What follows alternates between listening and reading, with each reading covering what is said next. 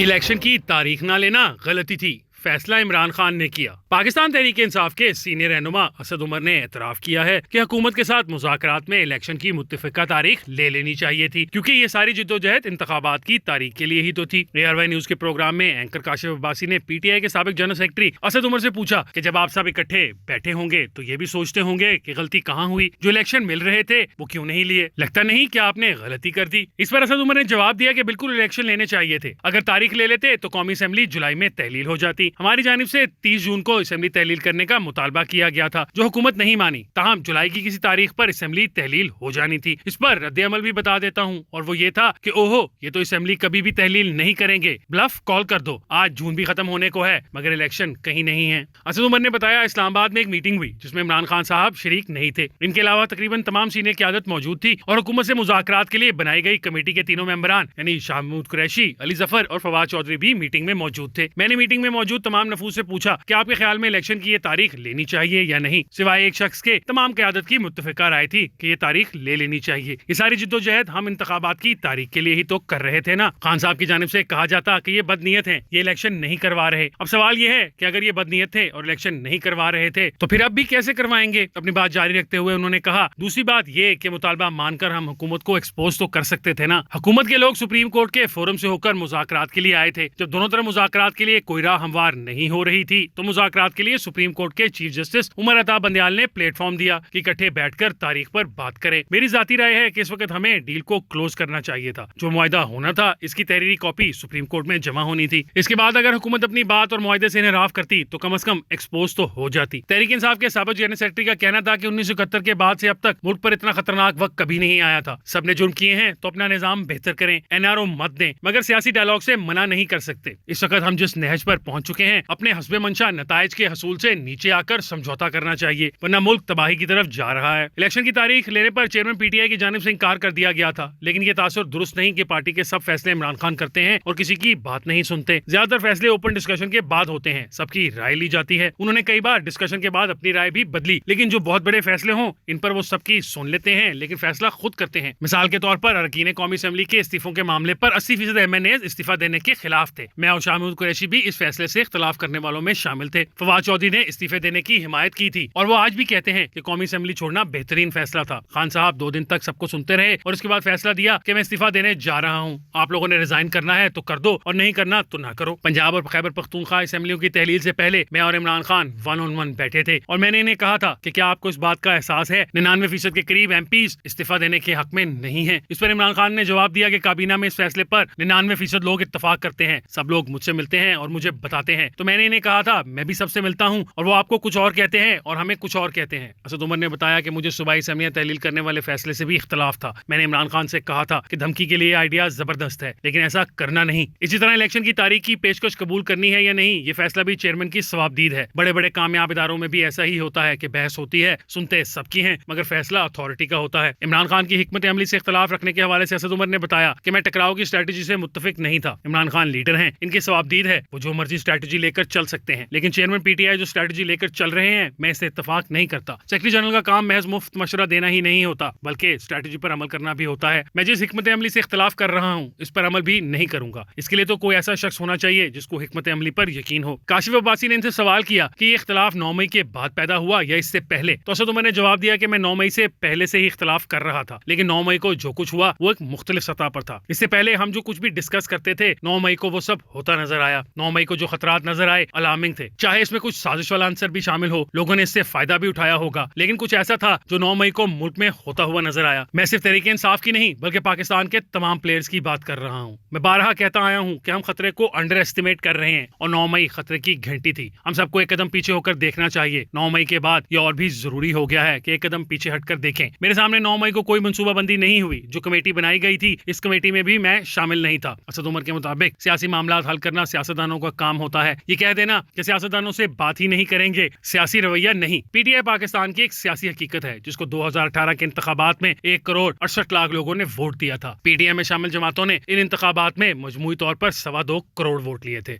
आप सियासी तौर पर ये नहीं कह सकते कि जिनको 2.25 करोड़ अवाम ने वोट डाले हैं आप इनके साथ बात ही नहीं करोगे।